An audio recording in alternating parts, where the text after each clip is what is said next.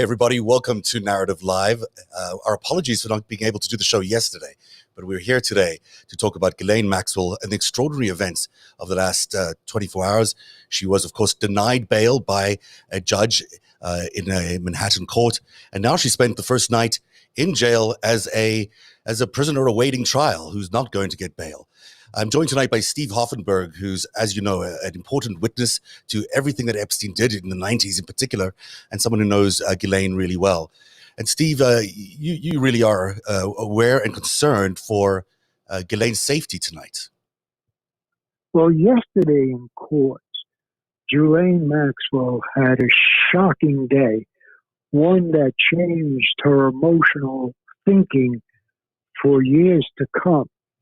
The judge remarked that if it was about COVID virus, then maybe there could be a consideration of providing bail. But Ghislaine Maxwell did not provide any evidence that she had an opportunity to be infected by COVID virus. And her reaction at that moment of the bail hearing or not guilty plea announcement was a turning point for her life, where she's now lost her hope. And when somebody loses their hope and they're in solitary confinement in that Brooklyn very large prison, it's just not the right place for her to be right now for security purposes. Right. There is this tension between her security needs and keeping her alive, and also the need for the courts to have her stay in town and not be fleeing. I mean, those are two different things, and they are contradicting each other right now. But of course, go ahead. The reason for no bail was that she is a problem for flight risk. And what she wanted to do was stay in a hotel in the area, and she didn't provide the adequate need for co-signers for her bail and the adequate need for assets, real estate to secure her bail. So there were a lot of missing links to her getting bail, and the flight risk question and the COVID virus question turned it all against her yesterday. Now she's in shock. She's in terrible, terrible shock. Now, we're learning a lot about her. Are over.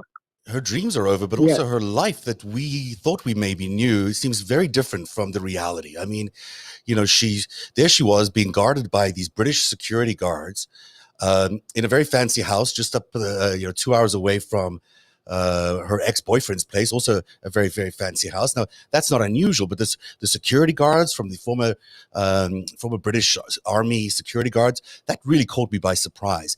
And then when the FBI arrived, they first entered the property. She saw them, and then she tried to hide from them, which is not really a wise thing to do. But regardless, this idea that she was cooperating and helping prosecutors and was ready to be arrested isn't true. I mean, she was talking to the prosecutors for a long time, but she was not, volunteering to come in and be arrested. Well, to set the record clear and straight, she wasn't doing any talking to the prosecutors. Her lawyer said in a court filing that the Colorado attorney for Ghislaine Maxwell was talking to the Southern District of New York prosecutors since August 2019, after Epstein's death in prison. He has said that. He hasn't said yet what he was talking about. And the question is, what would take place for a year of conversations by her attorney and the prosecutors? I mean, there wasn't an agreement reached. Otherwise, she would have voluntarily surrendered, which is the way the process works. Right. You would have expected her to do that. Now, I want to play you a little bit of what Judge Alison Nathan, She's the judge in the procedure yesterday. She had some issues with Ghislaine's application, and some of them revolved around finances.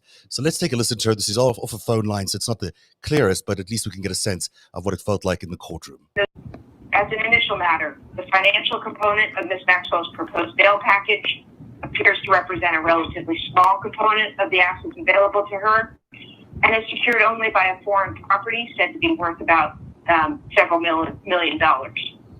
But even a substantially larger package would be insufficient. The extent of her financial resources is demonstrated by some of the transactions and bank accounts discussed in the government submission and here today. I got cut off a little early there, but basically she says that Ghislaine has demonstrated an ability to hide herself and her finances. And it does seem that she's got a lot of hidden resources out there, whether it's her family's money or whether it's her secret husband's money or who knows else. It does seem like this is becoming a much more intriguing story than just the crime that is currently already a horrific crime, but the crime that is currently under charge now, which is basically the abuse of these girls. But there seems to be a lot more going on in Ghislaine's life than we realize. Let's look at one asset. This home in New Hampshire, where she's been for the last year, that was purchased with over $1 million of cash by anonymous people, supposedly impersonating real people, and a lawyer from Boston. Now, how come that $1 million asset that she lived in for the last year and that was purchased in coordination with her was not on bail presentation for the support for what she filed in court? That's a good question. Why wasn't it? That's $1 million. Yeah. That should be the first asset put up to guarantee her bail. And it wasn't even put up. Isn't that interesting? So that shows you that there's much more to the story that we don't know. Keeping in mind that Jeffrey Epstein's main lawyers are in Boston. And Ghislaine Maxwell used a law firm in Boston to buy this house for over $1 million in cash that also disappeared now from the bail application. Wasn't there? Interesting. I was going to ask you about Boston. Why such an affinity for that area? I mean, it's got its own, interesting organized crime history, certainly. Not that we're saying she's connected in any way, but there is also this appearance the other day of an oligarch's yacht just off the coast where she, or at least her ex-boyfriend's place was. This is a guy who's also been connected to a lot of shady people and maybe done some shady deals involving celebration involving young underage girls at one point. So why was that yacht there? Was it connected to Ghislaine Maxwell? We don't know, but it certainly seems like there's a lot happening around Boston over the last that makes Ghislaine very comfortable there. Ghislaine Maxwell seemed to be very comfortable in New Hampshire. It was a 156-acre estate with a beautiful house set up the way she wanted it. And it appeared that she was living a very, very prominent life as far as having a dream house that anybody would want to live in. Yeah, we took a look at a picture of it right now. It's a spectacular property. And she was under secure guard. I mean, it seems like she had British Army, former British Army people to support her. Who is paying for all of that? Who is bringing, these former British soldiers onto American soil? And it's a bit unusual, really, to do that. I mean, she's obviously a fugitive at that point, but for there to be former British Marines there to keep her safe seems very unusual. Do you think that's because of her ties to the British royal family? Well, there's no question that she's linked to Prince Andrew in her relationship with him, and she has wrecked Prince Andrew's existence in the crown as a government official. She's destroyed it. She has, hasn't literally destroyed Prince Andrew. And now, if she's going to cooperate, which she has no option, she's going to have to give up Prince Andrew and explain everything that he did, the truth. Right. 75% of Ghislaine Maxwell and Jeffrey Epstein's history have not been told. What about the billions of dollars that they are involved with for all of this time? What about them? 1987. There are tons. There's so much money involved here. Why is it? Why haven't we learned more about what this money is all about and where it's from? Why is it? There seems to be so much more than we know about. Can you tell us a little bit more about what's missing? What don't we know about these guys? What's missing in the 75% untold story about Maxwell and Epstein is the details. Why haven't? Sorry, go ahead.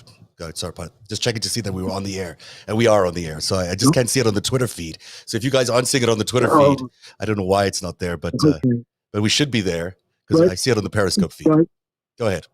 Okay, the billions of dollars that Jeffrey Epstein has been involved with Ghislaine Maxwell, that starts in 1987 at Towers Financial and grows and grows and grows, is amazing. It actually changed radically when Jeffrey Epstein was let go from Bear Stearns in the early 80s, and he became a consultant to Sir Douglas Leese of the UK, a notorious arms dealer and a notorious monetary money mover around the world. A lot of people call it money laundering.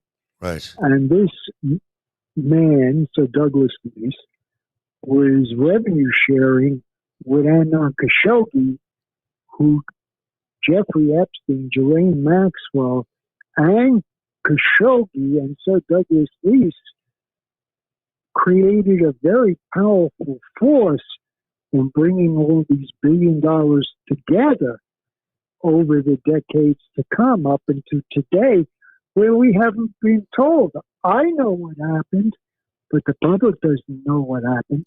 I really want to underline that for people, because there's you've got a situation here where it's not just the arms dealing. It's not just the human trafficking. There is a massive amount of money laundering going on potentially here, where you've got all the profits from all the human trafficking and the arms dealing and who knows what else being laundered into the economy, into the normal economy. So it's dirty money, basically being washed into the economy.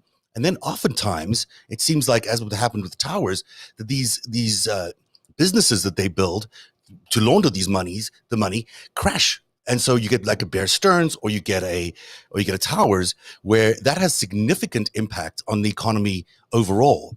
And I think it's something that people don't realize, is that there is a really important connection between your average person's paycheck and your average person's livelihood and this huge amount of money laundering, because it's ultimately your money that's being stolen. It's your money that's being laundered, and it's your economy that's being crashed by these criminals who are doing this kind of money laundering.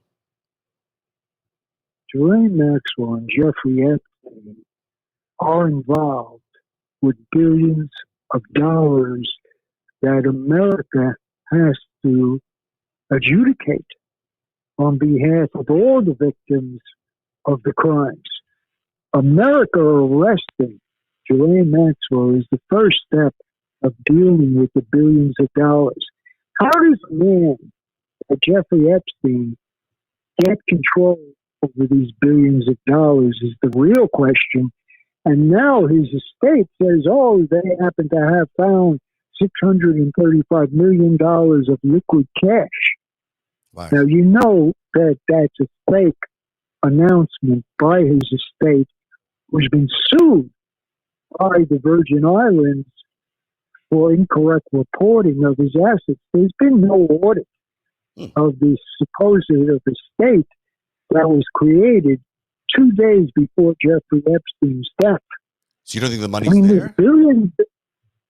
I think the money is linked far as there is no there now, because there are no reports as to bank accounts and bank balances of holding money in this vast sum that the estate has told this court in the Virgin Islands, who's supervising the actual distribution of the assets. There's no accounting. There's no professional accounting by any auditing firm. All we have today is Darren Indike, a mastermind of Jeffrey Epstein's relationships and Jeffrey Epstein's closest associate after Ghislaine Maxwell and Robbie Gold, a lawyer and his lover. All we have is this Darren Indike telling a court, well, I think these amounts might be considered as money for the estate, $635 million. This is ridiculous. It is ridiculous. This is a complete scam. It's a complete scam. There's no basis for Darren Indike to be the main executor of Jeffrey Epstein, $1 billion. And this has to be changed now. Now. We have to have an audit of this estate by reputable accountants, and we have to get Darren Indike removed from this estate. He's a co-conspirator of Ghislaine Maxwell and Jeffrey Epstein. I'll get ahead of one point that Ghislaine Maxwell is going to say publicly to the prosecution. Her part of the $20 million of accounts between her and Jeffrey Epstein has millions of dollars signed by Darren Indike himself in the transactions of the $20 million. In the majority of those transactions, Ghislaine Maxwell is a signatory or named party principal, and Darren Indike is a principal named party on behalf of Jeffrey Epstein. So and that was one of the...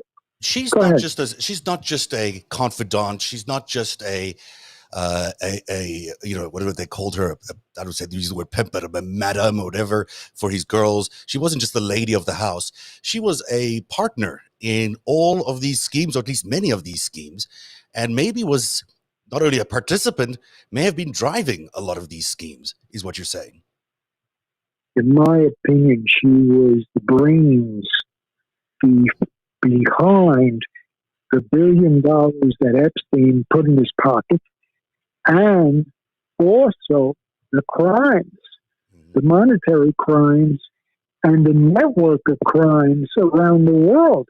It was her socializing that brought Epstein the network. It was her father, Robert Maxwell, who knew the dream that his daughter, Ghislaine Maxwell, would marry Jeffrey Epstein. So let's look at the money. The money is billions of dollars, and that's what the voters want to understand. Right. What the heck is going on here? It affects everybody. This is money that should be going to run normal businesses, which pay taxes and, do the normal things that you expect businesses to do. Instead, it's dirty money being sucked out of the system, sucked out of the American economy into, wealthy foreigners' hands, and people here are suffering. I want to just run through a couple of things the judge basically said yesterday, that Ghislaine Maxwell has not been maybe fully aware of the seriousness of the charges that she was facing. That maybe as she was out there in New Hampshire, she didn't quite realize that this was a real thing coming towards her. And that may be the case. It seems that it was a surprise for her that she would be arrested. The financial components that were included in the bail application, the judge said did not reveal the full extent of her resources.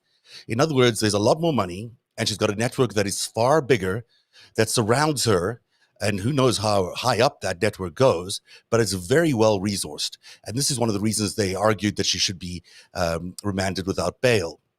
She also said that she demonstrated a sophistication in hiding her finances and herself, and the significant foreign connections, all of which landed up convincing the judge, at least, that she shouldn't be granted bail. Now, I want to play you what the prosecutor said in response to the original application. It goes a little bit, I'll try to keep it short, but it's a really interesting thing where they're rebutting this notion that her defense was saying that Ghislaine was ready to cooperate at all points. In fact, she wasn't, according to the prosecutors. Take a listen. I want to address the notion that the defendant would have surrendered if the government had asked her to. No offer along those lines was ever made. And of course, the government doesn't have to accept a defense counsel's representation that their client would surrender. In fact, the fact that the government took these measures to arrest the defendant reflects how seriously the government takes the risk that the defendant is a flight.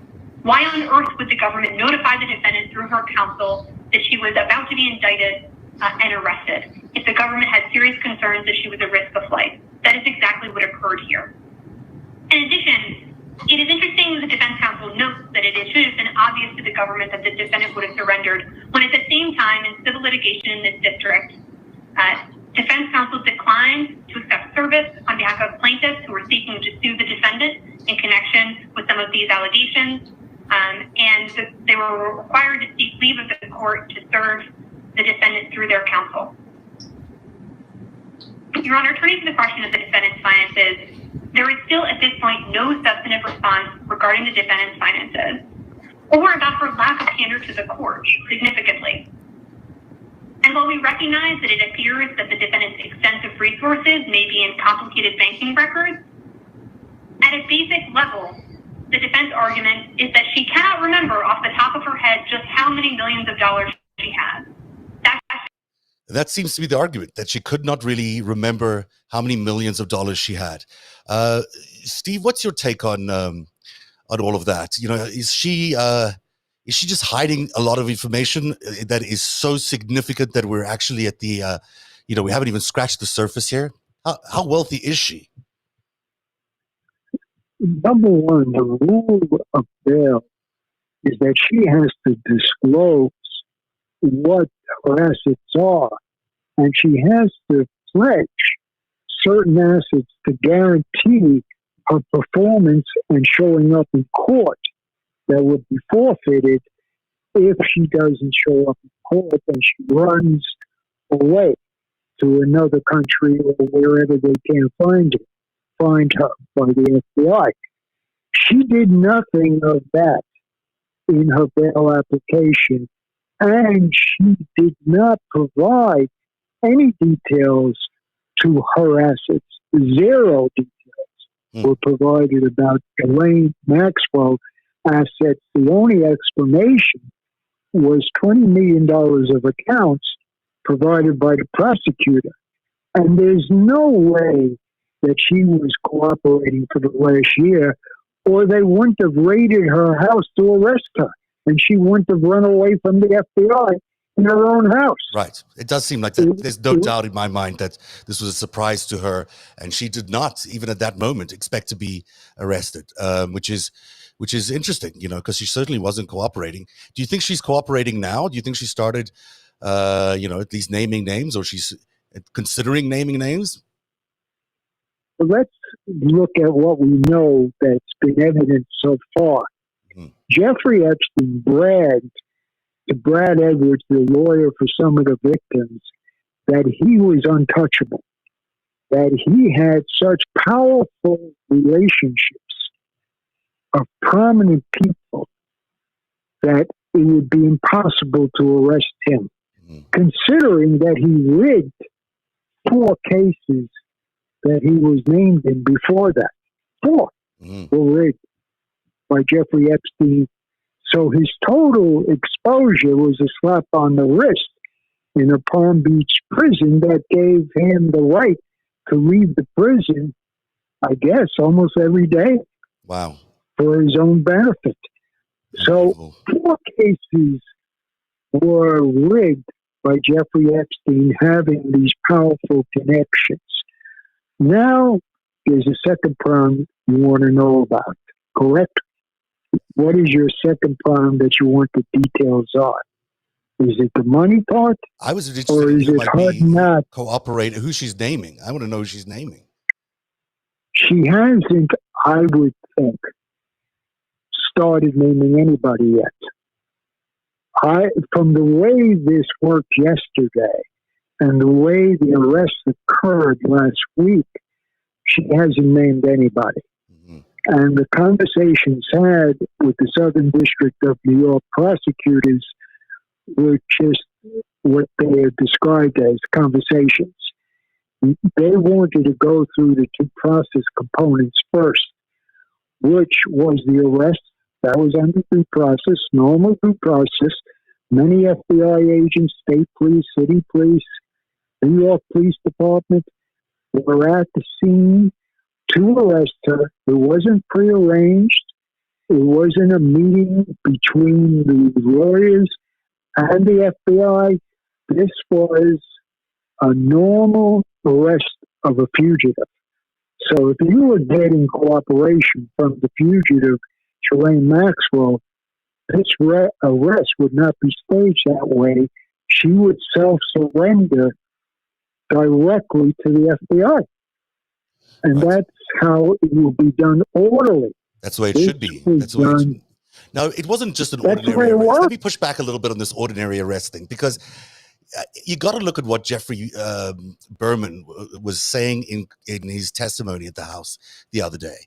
You know, I don't know if you took a read of the transcript there, but I'll give you some highlights. And of course, we should explain that Jeffrey Berman is the now former attorney for Manhattan for the U.S. And he was, of course, fired by Bill Barr in a kind of unceremonious way a few weeks ago. Now, in his testimony, he says, the Attorney General said that if I did not resign from my position, I'd be fired. He added that getting fired from my job would not be good for my resume or future job prospects. I told him that while I did not want to get fired, I would not resign. And he goes on to say, the Attorney General said that he was trying to think of other jobs in the administration that might be of interest for me. I said that there are no job offers that would be enticing enough for me to resign from my position. I was appointed by the court of the Southern District of New York and therefore could not be fired by the Attorney General or the President. So Jeffrey Berman really held his ground there. He actually stood ground, and he tells Bill Barr, you can't do this. You can't fire me. And then they start this negotiation, which is really interesting.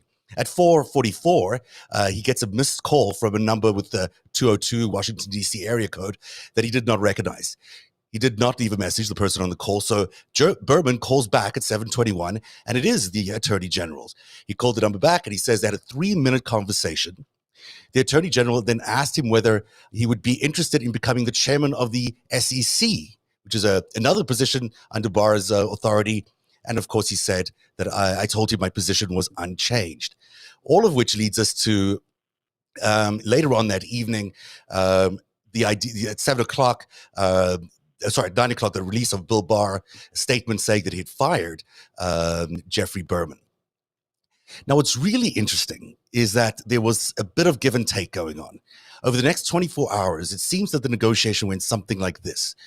In exchange for Bill Barr not replacing Jeffrey Berman with another attorney, and instead going with the normal, traditional thing of appointing Jeffrey Berman's deputy as the Attorney General or the attorney, that person, that difference was all the difference that Jeffrey Berman was looking for from Bill Barr. He did not want another outside attorney to come in and take over the Epstein case and all the other important cases that he was working on.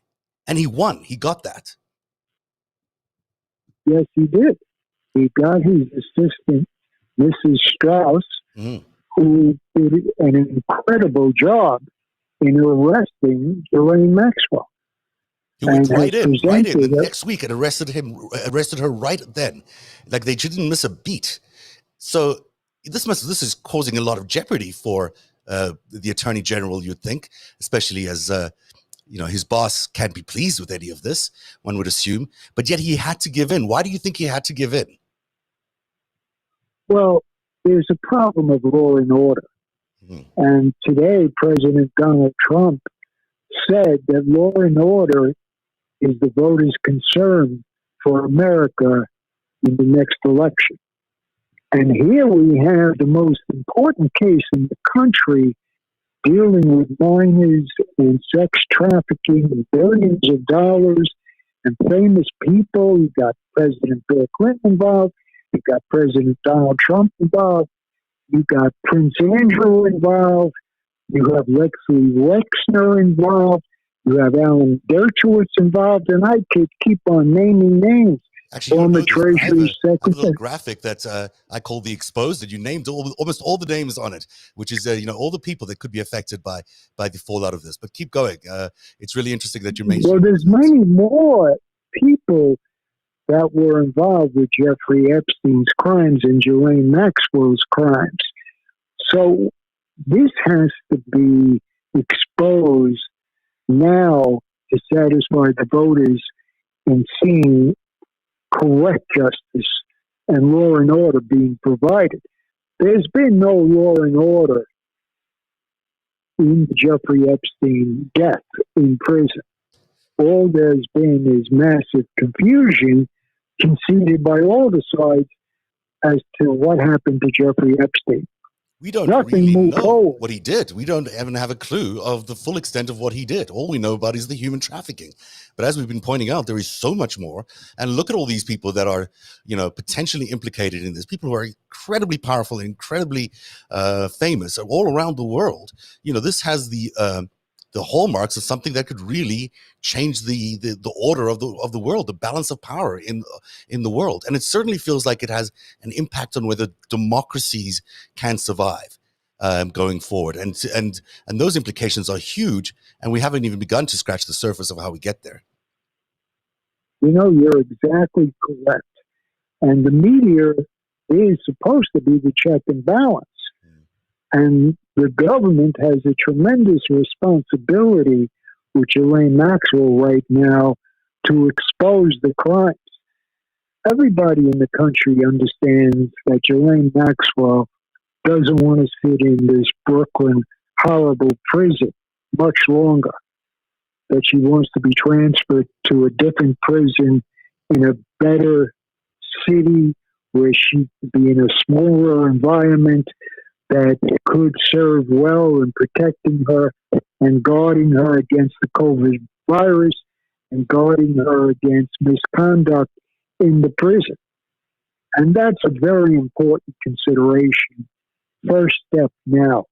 Everybody is questioning who is she going to name names. The first issue is to resolve where the Federal Bureau of Prisons are going to hold her for a long period of time in federal custody. And it can't be Brooklyn or New York City. It's got to be a regional prison outside Brooklyn or New York City for her safety and for the safety of the case. It's going to be a long time. This is not a case that's going to be done quickly. It's going to take potentially years to get through everything here. And so she can't stay in that jail. There's no doubt in my mind if they were able to get to Epstein, they'll be able to get to her in a jail like that. And besides, she is too high profile. I don't think there's been a more high profile visitor, and the Bureau of Prisons prisoner, and the Bureau of Prisons has not demonstrated that they can look after these high profile prisoners, because look at what happened to Jeffrey Epstein.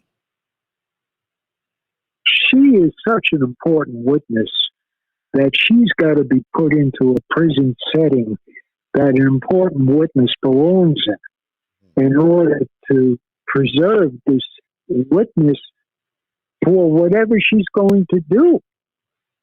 She has to cooperate, of course. She's going to need to cooperate. But what if she doesn't?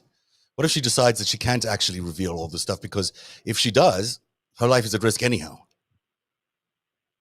The ways of revealing what you call evidence is many different roads that she can use. And she will pick one of the roads that a witness can use.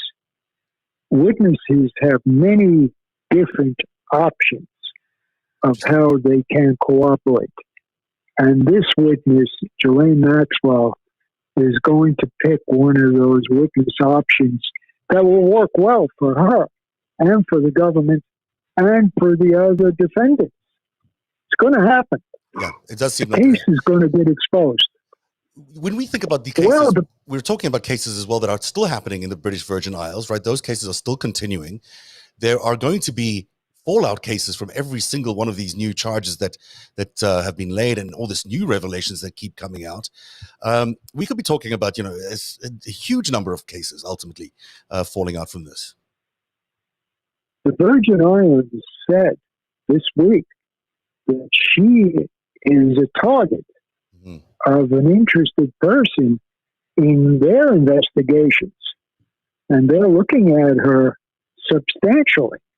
Right. Now, once again, this estate that was created 2 days before Epstein's death in federal prison, and the estate was created for the purpose of moving the assets out of New York City, that's a sham. And that could be set aside quickly. Right, because the charges are still valid. I mean, she's, regardless of the estate, the Lolita Express, landed in the British Virgin Isles many, many times with underage girls and famous people on board. It wasn't, regardless of whether it related to the estate or not, those are still very serious crimes. And whether it's that crime or the crime of the Southern Trust, there's the crime related to the slush fund that they had in the Education Foundation. There's the Southern Country, which is Epstein's private bank, then his own little personal bank. I mean, these are all important crimes that could ultimately net someone like Ghislaine a lot of time in jail. Well, once again, she's a witness to where the crime started. The crimes did not start on Jeffrey Epstein's little island opposite St. Thomas in the Virgin Islands. Right. The crime started in America and other countries and were moved to the Virgin Islands by Ghislaine, Darren Dyke, and Jeffrey Epstein. So let's be realistic. The jurisdiction, the venue, is wrong in the Virgin Islands. The venue, the jurisdiction for the billions of dollars interfered with belongs to New York City. Right. That's where it occurred. And Jeffrey Berman deserves a lot of credit for this happening, because his showdown with Bill Barr is how we got here. This would have remained a case potentially in the British Virgin Isles if he wasn't so steadfast in fighting Bill Barr and insisting that Audrey Strauss replace him. Well, the first way that they were going to do this was have the prosecutor from New Jersey's district take over the Southern District of New York, and that's what Mr. Berman objected to. He said that's not law and order. Right. He said law and order demands that Ms. Strauss take over for Mr. Berman. And that's what occurred. Because, once again, the voters, the public, the victims' lawyers have been increasing this case in the view of the media every day in the week. This case is in the media cycle every day in the week, and there's no law and order. Where is the law and order in the Ghislaine Maxwell witness testimony? We haven't seen any of it yet. We haven't seen any of it yet. We haven't seen any in many other cases. You can't look at the cover-up that they were trying to execute here over Epstein in isolation. You could also look at what they've done with Roger Stone and, this unbelievable, letting him off his sentence that President Trump did. And then on top of that, you've got what happened with Michael Flynn. And it was just the other day that another U.S. attorney, or a former U.S. attorney, I don't even know, he might still be there, Mr. Zelinsky from the district from Maryland, I think. He testified before the Justice Department, or before the Justice Committee, about what happened with Roger Stone and how badly mismanaged that case was under Bill Barr's direction, and that there is an extensive cover-up of a series of crimes. It seems that the direction of Bill Barr to suppress anything that might be critical or connect in any way to the President of the United States. And Epstein is a very similar case, if not an exact example of what that looks like. Well, let me help you with the linkage. I worked for Roger Stone at the time of the WikiLeaks crimes. You worked for Roger Stone at the time of the WikiLeaks crimes? Yes. As I was part of the super PACs supporting Donald Trump for the White House race in 2016. He announced in 2015. And I worked one-to-one with Roger Stone. I understood what he was doing. I provided opinions to him from qualified law firms in Washington, D.C., explaining that the reason for their investigation of Roger Stone was that the content was not media content, it was stolen content. And I stepped down and stepped back from that race after I explained to them in Trump Tower that Paul Manafort was a party to taking those many millions of dollars that was first appearing in the media. I was the one that looked into Paul Manafort and reported back to Trump Tower that the Republicans had confirmed that Paul Manafort took those millions of dollars into his accounts that were the basis of his problem, one of the counts, and Roger Stone had a bigger basis for his problems because of the WikiLeaks and all that was said incorrectly. If he would have shut up, Roger Stone, he would have never been arrested. He would have never been indicted. You just actually broke a lot of news. All he had to do, shut up. He would not have been indicted. Let's back up a little bit here, because I think a lot of people are going to be surprised to hear that you were a supporter of Donald Trump in 2016. Yes, I did support the race for the White House in 2016 for Donald Trump, and I did work regularly every week with Roger Stone for a period of time. And I did know what Roger Stone was doing. And I did tell him that I would have to step back because I couldn't be involved in what he was doing. Which is a very good thing to have done. And you were working as part of the PAC. So you weren't working for the campaign, but you were working for a political action committee. And you were allied to Roger Stone and to Donald Trump to try to get him elected. And then when Roger Stone reveals to you that he's going to try and do some of this WikiLeaks stuff, trying to get all these memos, these emails through WikiLeaks, you decided that was too much. That was a bridge too far, and you broke ranks and you broke away from the PAC. Is that correct? Yes. I could not stay in that position, allowing that involvement with WikiLeaks and what took place on the content that was stolen. I took the position that wasn't media content, that was stolen content, and you can't brand it as media content because you want to, because it's not. It was a lot of people are going to be saying, why should we believe you, Steve? Why should we believe you that, here you are in actual alliance with people like Roger Stone and Donald Trump and Manafort? Well, not in Manafort because you reported about Manafort, but why should we believe you that you were the only person of conscience in this whole group of, basic criminals? Because I'm the only one that faced the liability and the only one that was under the microscope because of my prior fall guy position for Jeffrey Epstein's set of crimes that he rigged to walk out of. 4 sets of crimes he walked out of.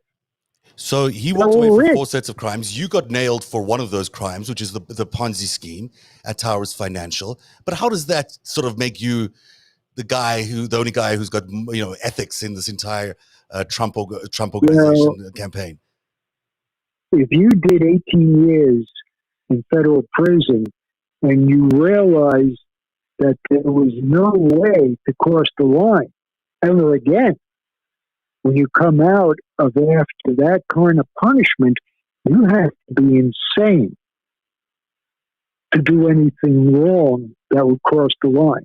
Right. The men you're discussing were never punished for any prior history in violating the rule of law and order. Those men that I walked away from concern me greatly. Did you report this to the FBI? Did you report it to anybody that you were concerned about the legality of what Roger Stone was doing when he was doing it? I can't get ahead of anybody in the government in answering that question. But I took the appropriate legal steps to document my position. I took the right remedy under law and order to document my part, and I stepped back. I stepped back from what Roger Stone was doing. So I'm not saying that President Donald Trump could not give him clemency. I just did not support the way this took place. And I'm not criticizing anybody. I just didn't want to be on the team, the A team in the super PACs that were going over the line. I just didn't want to Why be not there. criticize them? Why not criticize them now? I mean, what's holding you back from saying these guys broke the law? Well, the jury decided what Roger Stone did under law and order. The jury decided what Paul Manafort did under law and order. These men have seen the justice system, the due process take place, and it worked against them effectively. So why am I asked, or why would I be asked to be the due process?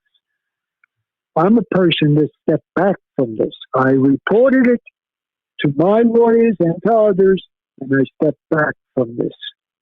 That's what I should have done, and that's what any voter or member of the public should do. Report it. Report it right away. And I did the appropriate remedy to reporting this. It's a good thing you did, because this is a significant crime, and probably the most significant crimes that took place in 2016 that has set up this presidency and this attack on democracy. Do you support Trump today? Well, that's a political question, and I'm not taking political questions in dealing with Ghislaine Maxwell. Mm-hmm. I support America today, and I support the law and order platform that President Donald Trump focused on today. You do? You support the president's law and order platform? Well, I support that the police unions and associations around America endorsed him. I don't want to go into this whole conversation because it's going to take us down a whole different path, but I just can't agree with you on that in any way, because I think... Go ahead. I want law and order. And the Ghislaine Maxwell case is the first test for law and order that we're going to see at this high profile next. That's going to affect the election. I want law and order. If President Trump wants law and order, I want law and order in the Ghislaine Maxwell case for everybody involved. I think there's a real distinction between the Ghislaine case and the police unions, which have played a very difficult role in cities around this country, in creating a whole different power structure that is polluting the criminal justice system, that is creating a lot of corruption and discrimination, and that people are just ultimately fed up about. The normal average day people are really depressed about the state of their policing in their cities, and a large chunk of that ultimately falls at the feet of these police union, which have sort of taken an outsized, powerful role in combating crime. So I'm going to leave that aside because that's not what today is about. I'm really fascinated. I did know about the Roger Stone thing before, but I did not expect you to come out and say it tonight. And so I'm glad you have. You're going to get a little bit of of a reaction, I assume, from the folks out there, and as you should, because I think it's a really interesting point that you bring up. As someone who was inside the room, as someone who was actually there as they were discussing it, can you relate anything about how that happened? I mean, was it just Roger Stone saying, I'm going to get these emails? What did it look like inside the room? I don't want to get ahead of that because that seems to be under investigation right now by a number of people. And I know that there were recordings made of the conversations between myself, Roger Stone, and Trump Tower. I know that. Who made the recordings? So, whoever had the authority to make the recordings. Understood. All right. Terrific stuff for understanding who you are, because I think a lot of people don't understand the journey you've had, that you've come through 18 years in prison, that you've landed up still being friends with the same people that some of whom helped you get to prison. You know, it seems to be always surprising that you wanted to remain close to people like Trump, even though you knew he was close to Epstein. Well, I wouldn't call the word friends. I would call that I have 33 years now, as of today, involvement in the Jeffrey Epstein case, and I'm a fall guy for the Jeffrey Epstein case, someone that was involved with the crimes, and I want to repent and set the record clear. And I have tremendous remorse. And I'm talking openly about what I can say, not to interfere with any ongoing investigations. I think that's pretty clear. That's you're answering in as clear a way as you can under the circumstances of what might be going on behind the scenes, and a very complex situation that we're all dealing with, but certainly that the prosecutors are dealing with directly, as the other investigations that are going on around the country. I want to thank you for sharing that. Where do you think we go next? With Ghislaine? Ghislaine will be moved to a prison that should house her outside of New York City. And that's only standard operating policy for the Federal Bureau of Prisons and this high-profile witness, Ghislaine Maxwell. And then her lawyers will negotiate a basis for her to start to name names. Looking for this to happen in 30 seconds is not realistic because the lawyers want to test the non-prosecution agreement to see if they can have that binding if they choose to do that degree of in-court due process for Ghislaine Maxwell. It won't work in the Southern District of New York for Ghislaine Maxwell, but that could buy her a little time. But I would think she wants her life to move on now in a different direction, and I would hope that she would turn to spirituality and faith and come clean in the system of injustice that's taking place here. You know, looking at the things that she's done and the insight we're getting from her, from all the stuff you've been sharing, but everybody else has been sharing about her. I don't know if spirituality is going to come that quickly to her, but I do think that she's going to have a desire to return to a normal life. No one's going to want, in her position, no one wants to be stuck in a prison, fearing for your life in the way that she is. And the only way she can do that is by coming clean. Otherwise, she's facing 35 years in prison. That's for the first group of crimes. Yeah. That doesn't even go near the second group of crimes. There's much more that she hasn't been charged with yet. Much more. And they didn't touch the surface yet on the crimes. And this is the thing to underline from tonight, is that there are so many financial crimes that we have not yet even begun to talk about, that really are massive in scale, that dwarf anything that you can think of in the past. You know, you could think of the crime that you were involved in as being one of the biggest Ponzi schemes ever. And these things are even bigger than that. So we're talking about billions and billions of dollars being taken out of the economy potentially and laundered into the economy. And that's going to be an interesting thing to watch. It's remarkable that you were in the room for both Epstein and for Roger Stone. What do you think is going to be? Let me ask a question that's actually just showed up on the Twitter feed here. What do you know about the spouse, this Mr. John? What's his name? I lost his name now. It'll come to me in a second. But she suddenly was married in 1993. It has been married since, I believe, or it appears she was. What do you make of the spouse?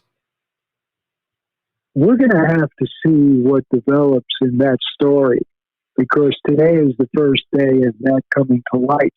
And instead of me giving you a comment on the first day, I want to see where this is going, because it's evident he hasn't been brought forward before. So there's a reason he was not brought forward before today. It certainly does seem like they're hiding something, and his name doesn't seem to show up very clearly. So it seems like an alias, perhaps. And if it is an alias, then what is the cover up there about? Because he could be covering up a substantial. It seems like they think that there might be substantial resources behind this man that may have helped Ghislaine in some ways. So it looks like this story is something to watch for sure over the next few days. I worry a little bit about Audrey Strauss's ability to continue down this road in the way she has, but it seems like for now she's been able to do that. And I want to thank you for coming on the show tonight. I ask you this at the end of every show, but who do you think is next on the list here? Is it Wexner? Is it Indike? Who do you think is most vulnerable as we look ahead? Well, Indike has been named as a person of interest in the Southern District of New York. He's retained representatives of Ben Brafman's law firm, Criminal Defense Permanent Lawyers, to represent him. And he's been charged for civil crimes, which this has got to be distinguished correctly. He's been charged for crimes in the civil courts in the Virgin Islands, and a criminal lien has been placed on the Epstein estate of all its assets by the Virgin Islands Attorney General, pursuant to what Darren Indike and his other co-executive, who's not as high profile as Darren Indike, in his length of time working with Jeffrey Epstein as a co-conspirator. But Indike is definitely at the top of the list. Interesting. We'll see what happens there. It's been another fascinating hour with you, Steve. I always enjoy sitting down with you and hearing your story. And a big bombshell tonight around Roger Stone that I think is going to get people talking. But the focus as well tonight has been about the additional crimes that are coming down, likely around Ghislaine Maxwell, the financial crimes, the crimes that seem to dwarf all these others that have already been come to light. And those ones are in themselves already serious. Thanks very much for joining us tonight on Narativ. Billions of dollars is what we talked about tonight. Thank you, Zev. Appreciate the time. Have a great night.